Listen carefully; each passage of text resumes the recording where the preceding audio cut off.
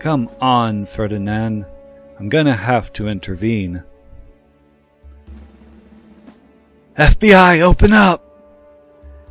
I will be explaining this later, in the end of Season 2 if I'm still motivated. Couples, in order to make a baby, drink each other's mana.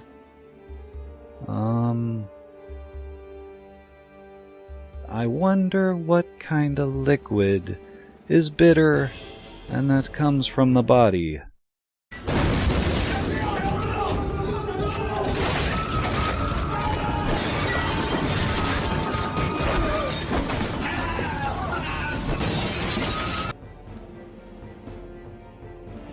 That's not funny.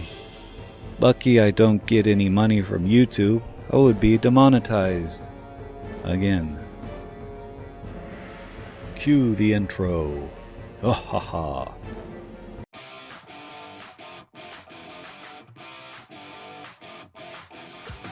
I have never seen a girl with a hobby that doesn't involve something to draw attention to themselves.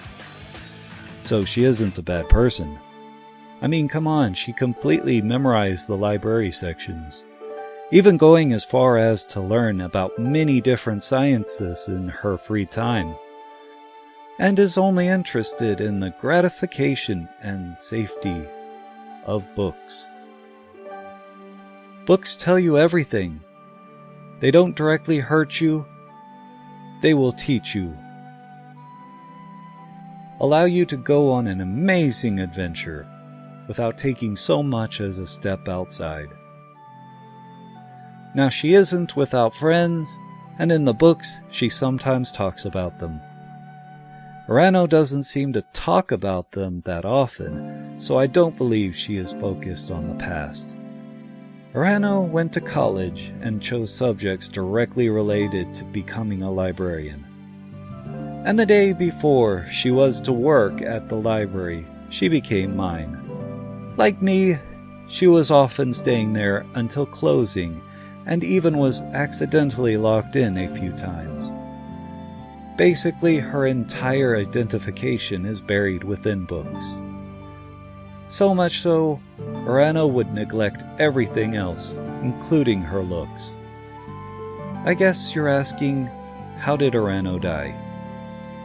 Well, the day she died, her child friend, who basically is Urano's seeing eye dog, and makes sure she doesn't walk into traffic with her face in a book, dropped her off at home.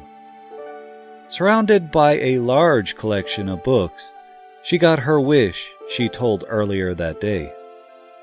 While it really wasn't her intention for her to die surrounded in books, a weak, barely noticeable earthquake happened and all her books came crashing down. Myne wakes up. This scene is the original Myne becoming a crystal in her chest, and the new Myne taking her place, but there isn't any evidence that Urano reincarnated, though. Now you gotta wonder, who in their right mind would ask, are these my hands? Wouldn't you be like, were my hands this small? Or something's not right, or something along those lines. Sounds like she's in a drunken haze saying that kind of thing. Well, Myne drinks in the web novels during this episode, so guess it might be true. I know. You're thinking, why didn't I take the blue pill? Myne has lived her life and just died. Or more appropriately, her personality solidified into a magic crystal. No matter what, Myne herself can't be brought back. However, under a normal situation, the entire entity would have died. That said, Myne was sickly, and never able to make memories. That is why Urano feels like she just reincarnated as a 5-year-old girl. It was just because of Myne never really overriding Urano's memory, that her personality was mostly still intact, and went as far as cherishing her bizarre dreams in Japan where she lived free from constraints. Let's be honest here, Urano isn't all there. Much of her memory is lost or overwritten, and most of what remains is her desire for books. Yay. Books are expensive. Books are expensive. Let's be honest here. If the entire family were not to need food, clothing, or shelter, they may be able to afford to give Myne a book in 15 or so years. I mean, it wasn't 100 years ago it would be almost impossible to get a newspaper in the present day, much less own your own book in poverty. In truth, the secret societies would have guarded such knowledge, and destroyed any book that mentioned anything important. Toilet scene. In the future, the Klassenberg-style sewer system will be added to Ehrenfest. However, right now there isn't a single place to put filth. I haven't seen an answer about what the church and the rich side of town does with its waste, but it does seem to be similar. It is really interesting how, like an addict, Myne is desperately looking for books in an area that smells like a sewer. You would think that would clue her in on her surroundings. What is really important to mention here is that Myne's entire family is dirty from head to toe. I can't imagine how Tuli must feel watching this person you've known all your life has become a completely different person in one day. Can I break this? Are you out of your mind? Didn't you see me playing with it the other day? Now I have to help clean the bedding again? What is with that plank? You look like you just rolled around in the gutter. And what is this home thing? There is no way you learned about something like that. Must be the delusions from the fever, I guess. Even though Myne is a 5-year-old right now, most people would still confuse her with a 3-year-old. And I can't even trust her to be mature enough to stay at home in bed.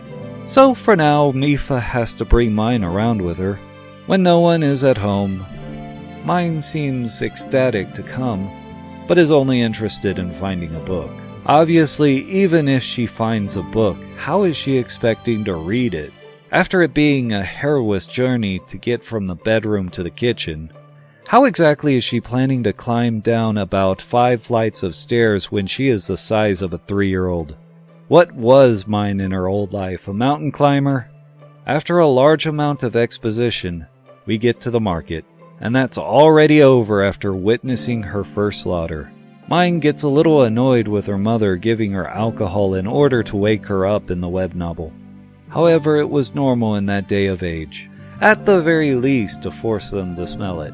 After just a few days of not having a book, it is enough to make her desperately beg for the ability just to open one, smell its pages, flip through it, kinda like a crack addict. There is no wonder why Estox takes a liking to her. I was thinking about talking more about the food or the country she finds herself in, but in order to keep this episode short, I will work it in later. Alright, that's fine. Let me go ahead and stop it. I wonder how long this one was.